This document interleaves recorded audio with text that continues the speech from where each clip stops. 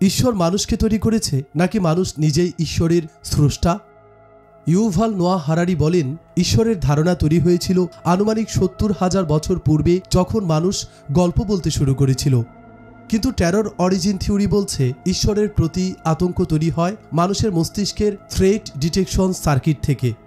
আর এটি শুরু হয়েছিল আনুমানিক ৫০০ মিলিয়ন বছর পূর্বে ক্যাম্ব্রিয়ান বিস্ফোরণের সময়। ৩৫০ মিলিয়ন বছর আগে কার্বনিফেরাস যুগে পৃথিবী আজকের মতো ছিল না। বাতাসে অক্সিজেনের পরিমাণ অস্বাভাবিকভাবে বেশি ছিল, প্রায় ৩৫%। এ সময় পৃথিবীতে বাস করত দৈত্যাকার এক পতঙ্গ।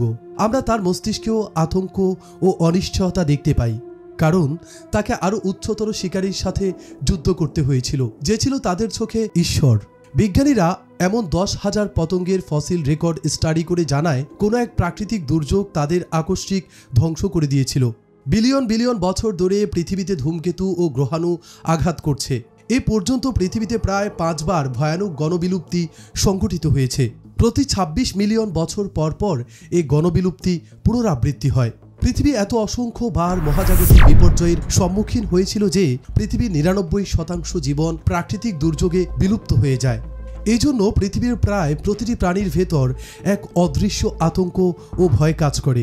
ডাইনোসরের সময় আমাদের পূর্বসূরীরা ইঁদুর আকৃতির একটি জীবে পরিণত হয়েছিল। ডাইনোসর থেকে পালানোর জন্য তাদের আতঙ্ক ও ভয় আরও তীব্রতর হয়ে ওঠে। প্রাগৈতিহাসিক সময়ে ভয় ছিল আমাদের প্রথম ইন্দ্রিয়। পৃথিবীর জীবজগৎ এতটাই আতঙ্কিত ও ভীতসন্ত্রস্ত ছিল যে তারা আশেপাশে একটি পাতার শব্দ শুনলেও ভয় পেত। তারা যেখানে বিপদ নেই সেখানেও বিপদ দেখত, কারণ প্রতিটি প্রাণী টপ প্রিডেটর বা শিকারীর পক্ষ থেকে বেপরোয়াভাবে আক্রমণের শিকার হয়েছিল। উচ্চতর শক্তির প্রতি আতঙ্ক আমাদের জেনেটিক বৈশিষ্ট্য। বিলিয়ন বিলিয়ন বছরের বিবর্তনে এটি আমাদের ডিএনএতে খোদাই হয়ে গেছে। আমরা চাইলেও এ আতঙ্ক থেকে বের হতে পারি না। কিন্তু হোমো ইরেক্টাসের পূর্বে তাদের এই আতঙ্ক ও অনিশ্চয়তা ভাষায় প্রকাশ করতে পারেনি। গল্প বলার ক্ষমতা অর্জনের পর মানুষ তাদের চারপাশের এই অদৃশ্য আতঙ্কের নাম রেখেছিল ঈশ্বর। ঈশ্বর ছিল আমাদের জেনেটিক টেরোরিস্ট। সম্প্রতি এক বিতর্কিত থিওরি বলছে ঈশ্বর আদিম যুগের মানুষের মস্তিষ্কের একটি ইলেকট্রিক্যাল ডিস্টারবেন্স।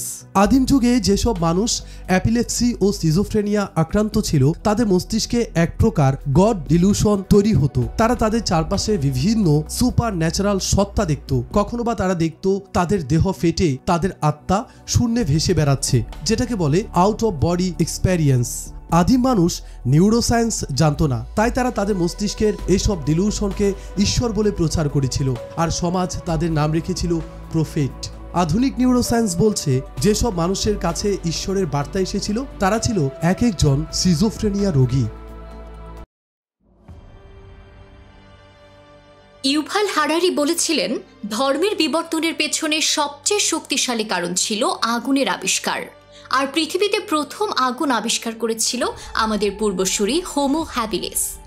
কল্পনা করুন, ৩ মিলিয়ন বছর পূর্বে একদল হোমো হ্যাবিলিস বৃষ্টির মধ্যে শিকারে বেরিয়েছে। আকস্মিক আকাশে বজ্রপাত দেখা দেয় ও একটি গাছে আগুন ধরে যায়।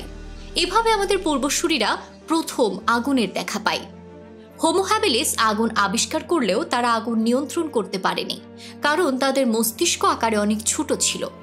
আজ থেকে আনুমানিক ২ মিলিয়ন বছর পূর্বে আমাদের পূর্বসূরি হোমো ইরেক্টাস প্রথম আগুন নিয়ন্ত্রণ করতে শেখে।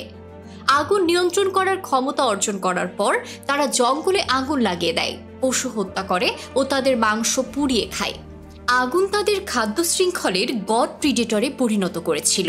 কিন্তু সমস্যা হলো, ধুম করে খাদ্য শৃঙ্খলের তৃতীয় সারির একটি জীব প্রথম সারিতে উঠে আসা অকল্পনীয়ভাবে ভয়ানক, কারণ তাদের এই প্রমোশন জেনেটিক ছিল না, তাদের এই প্রমোশন ছিল অ্যাক্সিডেন্টাল। যেখানে অন্যান্য জীব মিলিয়ন মিলিয়ন বছরের জেনেটিক বিবর্তনের পর খাদ্য শৃঙ্খলের প্রথম সারিতে এসেছিল, সেখানে আমাদের পূর্বসূরিরা প্রথম সারিতে এসেছে এক ধাক্কায়, যে জন্য আমরা পরিবেশের সাথে আমাদের জেনেটিক সংযোগ হারিয়ে ফেলি। একটি আগ্রাসী ও সাংঘর্ষিক জীবে পরিণত হই।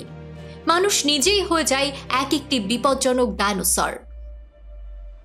কিলার তিমি খাদ্য শৃঙ্খলের চূড়ান্ত স্তরে এসেছিল ৩০ মিলিয়ন বছর পূর্বে, কিন্তু তাদের দ্বারা সমুদ্রের কোনো প্রজাতি আজ পর্যন্ত বিলুপ্ত হয়নি। অথচ মানুষ 10,000 বছরে পৃথিবীর 80% জীবন চিরতরে মুছে ফেলেছে। মানুষ আসলে তাদের এই পরিবর্তিত পরিস্থিতির সাথে খাপ খাইয়ে নেয়ার জন্য যথেষ্ট পরিমাণ সময় পায়নি, কারণ তারা লাখ লাখ বছরের পথ এক নিমিষেই অতিক্রম করেছে। মানুষই একমাত্র জীব যে অকারণে একাকিত্ব ও হতাশায় ভোগে, কারণ তার মস্তিষ্ক প্রস্তর যুগের জন্য, সার্ভার যুগের জন্য নয়। আগুনের আবিষ্কারের পূর্বে আমাদের পূর্বসূরীদের প্রায় 60% শক্তি খরচ হতো খাবার পরিপাক করার পেছনে। এজন্য তাদের ব্রেন ছিল তুলনামূলক ছোট। অস্ট্রালোপিথেকাসের ব্রেন সাইজ ছিল 400 সিসি আর হোমো হ্যাবিলিসের ব্রেন সাইজ 600 সিসি। এ সময় আমাদের পূর্বসূরীরা চিন্তা করত না, তারা শুধু টিকে থাকত। চিন্তা করার জন্য যে পরিমাণ শক্তি প্রয়োজন তা তাদের পাকস্থলিতে চলে যেত। মিলিয়ন মিলিয়ন বছরের শারীরিক ভোগবিলাসের প্রাচীন মেন্টালিটি এখনও আমাদের জেনেটিক স্তরে খোদাই হয়ে আছে, যেজন্য আমরা এখনও চিন্তা ও যুক্তির চেয়ে আমাদের আবেগ ও ভোগবিলাসের দিকে বেশি মনোযোগ দেই। মানুষ যখন রান্না করা খাবার খেতে শুরু করেছিল, তাদের পরিপাকতন্ত্রের উপর চাপ কমে যায় আর অতিরিক্ত শক্তি তাদের মস্তিষ্কের গঠনে নিয়োজিত হয়। এই পদ্ধতিতে তাদের মস্তিষ্কের নিউরাল নেটওয়ার্ক জটিল হয়ে ওঠে। তাদের ব্রেন হয়ে ওঠে 1200 থেকে 1350 সিসি। ইতিহাসে এই প্রথম মানুষ চিন্তাশীল প্রাণীতে রূপান্তরিত হয় এবং আনুমানিক 70,000 বছর পূর্বে মানুষ গল্প বলতে শুরু করে। গল্প ছিল আদিম মানুষের নিউজ পেপার। আমাদের পূর্বসূরীরা আগুনকে ঘিরে আড্ডা ও গল্প জমাতো। তারা একে অন্যকে নিয়ে সমালোচনা ও ট্রল করত। এতদিন তারা অবচেতনে তাদের চারপাশে যে আতঙ্ক ও থ্রেট ফিল করেছিল, তার নাম রেখেছিল ঈশ্বর। তারা ভাবতে শুরু করেছিল, প্রতিটি গ্রুপে যেমন একজন আলফা পুরুষ আছে, মহাবিশ্বেও নিশ্চয়ই একজন আলফা গড আছে। তারা দেখেছিল হরিণ ঘাস খায়, বাঘ হরিণ খায়।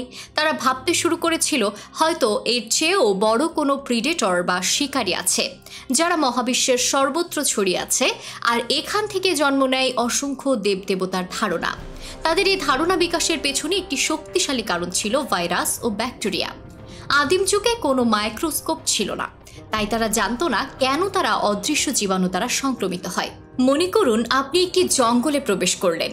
আকস্মিক আপনার গাট ফিলিংস হচ্ছে, এক অজানা আতঙ্ক আপনাকে ঘিরে ফেলছে, কিন্তু আপনি জানেন না আপনার কেন এমন হচ্ছে। আপনি জানেন না এই জঙ্গলে যে সব মাইক্রোবায়াল জীবন বা অণুজীব বাস করে তাদের সাথে আপনার ইমিউনি সিস্টেম পরিচিত নয়। কিন্তু আপনার ব্রেন এই মাইক্রোডেটা সচেতন স্তরে বুঝতে পারছে না। আপনার ব্রেন সচেতন স্তরে এসব তথ্য না বুঝলেও আপনার শরীরের immune system, stress response system ও আপনার এমিগডালা মিলিয়ন মিলিয়ন বছরের জেনেটিক মেমোরি স্মরণ রেখেছে। এজন্য সে অপরিচিত পরিবেশকে থ্রেট মনে করছে। তারা তাদের এই অজানা আতঙ্কের নাম রেখেছিল ভূত ও অদৃশ্য আত্মা। আদিম যুগের মানুষ যদি নিউরোসায়েন্স জানতো, তারা কখনোই ঈশ্বরে বিশ্বাস করত না। আদিম সময়ে গল্প মানুষে মানুষে কানেকশন ও বন্ডিং তৈরি করত। যেসব মানুষ একটি সুনির্দিষ্ট গল্পে বিশ্বাস করেছিল, তারা খুব দ্রুত একটি কমন গ্রাউন্ড তৈরি করতে পেরেছিল। এই ইন্টারসাবজেক্টিভ বিলিফ তাদের আগের চেয়েও শক্তিশালী করে তোলে। মনে করুন একটি গ্রুপে 100 জন সদস্য বাস করে। তারা সবাই চন্দ্র দেবতায় বিশ্বাস করে। এই অযৌক্তিক বিশ্বাস তাদের দলবদ্ধ হতে সাহায্য করেছিল। আফ্রিকার জঙ্গলে টিকে থাকার জন্য যুক্তিতর্কের চেয়ে বিশ্বাস বেশি গুরুত্বপূর্ণ ছিল, কারণ যুক্তি মানুষকে বিচ্ছিন্ন করে, কিন্তু বিশ্বাস মানুষকে ঐক্যবদ্ধ করে। আজ থেকে 2 লাখ বছর পূর্বে মানুষের আরও অনেক প্রজাতি ছিল, যেমন নিয়ান্ডারথাল ও ড্রাগন ম্যান। একটি নিয়ান্ডারথাল মানুষের চেয়ে 10 গুণ বেশি শক্তিশালী ছিল। তারা চাইলে একজন মানুষকে টেনে ছিঁড়ে ফেলতে পারত, কিন্তু সমস্যা ছিল তারা গল্প বলতে জানতো না, মানুষের সাথে যুক্তিতর্কে টিকে উঠতে পারত না। তারা মানুষের উদ্ভট ও অনিশ্চিত কথাবার্তা শুনে কনফিউজড হতো।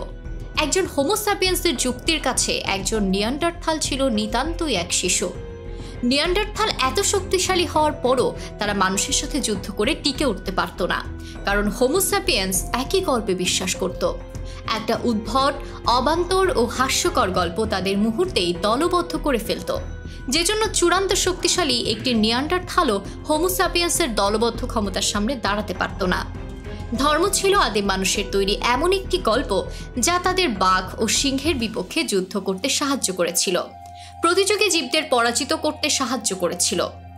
আজ মানুষ গল্পের মাধ্যমে জাতি, গোষ্ঠী, সমাজতন্ত্র, মানবতাবাদ, গণতন্ত্র, টাকা, নারীবাদ ও কোম্পানির ধারণা তৈরি করেছে, যা হাজার হাজার মানুষকে ঐক্যবদ্ধ হয়ে জীবনযাপন করতে সহযোগিতা করে। আজকের পৃথিবীতে প্রায় 10,000 ধর্ম আছে, কিন্তু প্রতিটি ধর্ম আলাদা আলাদা গল্পে বিশ্বাস করে। প্রতিটি গল্প আলাদা হওয়ার পরও এই গল্পগুলোর মৌলিক কোড একই। প্রতিটি ধর্মেই ঈশ্বর ও পরকালের ধারণা কমন।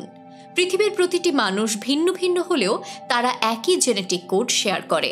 একইভাবে পৃথিবীর প্রতিটি ধর্ম আলাদা হলেও তারা একটি সামগ্রিক প্যাটার্ন শেয়ার করে। আমরা একই জেনেটিক কোড শেয়ার করি কারণ আমরা বিলিয়ন বিলিয়ন বছর পূর্বে একই জেনেটিক পূর্বসূরি থেকে এসেছি। একই যুক্তিতে আমরা সবাই একই মেমেটিক কোড বা বিশ্বাস শেয়ার করি কারণ আমরা লাখ লাখ বছর পূর্বে একই স্থানে ছিলাম, আফ্রিকার সাভানা। বিজ্ঞানীরা জিন সিকোয়েন্স করে দেখেছেন আজ থেকে 2 লাখ বছর পূর্বে আফ্রিকার সাভানায় একটিমাত্র গ্রাম ছিল, যেখানে মাত্র 20,000 মানুষ বাস করত। আনুমানিক 70,000 বছর পূর্বে মানুষ আফ্রিকার জঙ্গল থেকে মাইগ্রেট করে এবং পৃথিবীর বিভিন্ন স্থানে ছড়িয়ে পড়ে। দূর দূরান্তে ছড়িয়ে পড়ার পর যখন জিওগ্রাফিক্যাল পরিবেশ পরিবর্তন হয়, মানুষের গল্পগুলো পরিবর্তন হয়ে যায়। হাই স্পিড ইন্টারনেট এবং ডিজিটাল ডিভাইসের অভাবে আমাদের পূর্বসূরীরা একে অন্যের সাথে যোগাযোগ হারায়। তারা ভিন্ন ভিন্ন দেশ, জাতি, ধর্ম ও সমাজ ব্যবস্থা গড়ে তোলে। এভাবে ইনগ্রুপ ও আউটগ্রুপ বায়াস তৈরি হয়। মানুষ একে অন্যকে অস্তিত্বের জন্য থ্রেট ভাবতে শুরু করে ও টেরিটোরিয়াল ডিফেন্স তৈরি করে। আমি যে গল্পে বিশ্বাস করি, আপনিও যদি একই গল্পে বিশ্বাস করেন, আমার মস্তিষ্কের মিরর নিউরন লাইট আপ হয় ও ভালোবাসার হরমোন অক্সিটোসিন নিঃসরণ হয়। আমি তখন আপনাকে আমার গ্রুপের সদস্য মনে করি। কিন্তু আপনি যদি আমার গল্পে বিশ্বাস না করেন, আমার মস্তিষ্কের টেম্পোরাল লোব টার্ন অফ হয়, এমিগডালা টার্ন অন হয়। আমি আপনাকে আমার অস্তিত্বের জন্য বিপজ্জনক মনে করতে শুরু করি। আমাদের মেন্টাল ইমিউন সিস্টেম আপনাকে এলিয়েন বা ভাইরাস হিসেবে দেখে। আর এভাবেই মানুষ তার নিজের গল্প প্রতিষ্ঠা করার জন্য প্রতিযোগী মানুষের সাথে যুদ্ধ করতে শুরু করে। প্রতিটি গল্পই মানুষের মস্তিষ্ককে হোস্ট হিসেবে ব্যবহার করে নিজেকে টিকিয়ে রাখতে চায়। মানুষের তৈরি গল্প মানুষকেই তার দাসে পরিণত করে। ভাইরাস যেমন আপনার দেহকে হোস্ট হিসেবে ব্যবহার করে অন্য মানুষকে সংক্রমণ করেছিল, মানুষের তৈরি গল্পগুলো মানুষকে ব্যবহার করে অন্য মানুষের মধ্যে প্রবেশ করতে চায়। ড্যানিয়েল ডেনেট এটাকে বলেছিলেন বিশ্বাসের ভাইরাস। মানুষকে বিশ্বাসের ভাইরাস থেকে মুক্ত করার জন্য ইতিহাসে কিছু মহান মানুষ জন্ম নেয়, যেমন আইনস্টাইন ও ডারউইন। তারা দাবি করেন মহাবিশ্ব কোনো ব্যক্তিগত ঈশ্বরের তৈরি নয়। মহাবিশ্ব তৈরি হয়েছিল পদার্থবিজ্ঞান এবং জীববিজ্ঞানের সমীকরণ মেনে। মহাবিশ্বের নিয়মগুলো পৃথিবীর সকল মানুষের জন্য সমান। আপনি যে ফিজিক্সের আইন মেনে চলেন, আমিও একই ফিজিক্সের আইন মেনে চলি। আপনার শরীর যে ফোর্স ফিল্ড ও পার্টিকলের তৈরি, সমগ্র ইউনিভার্স একই ফোর্স ফিল্ড ও পার্টিকলের তৈরি। আমরা সবাই আজ থেকে 13.8 বিলিয়ন বছর পূর্বে মহাবিস্ফোরণ বিন্দু থেকে বেরিয়ে এসেছি, এক ভয়ানক বিস্ফোরণের ভেতর দিয়ে। আমরা আনুমানিক 3.5 বিলিয়ন বছর পূর্বে একটি সাধারণ পূর্বসূরি শেয়ার করেছি। আমাদের দৃশ্যমান মহাবিশ্বের ব্যাসার্ধ আনুমানিক 93 বিলিয়ন লাইট ইয়ার্স। আমরা মহাবিশ্বকে ভুলে গেলেও মহাবিশ্ব আমাদের ভুলে যায়নি।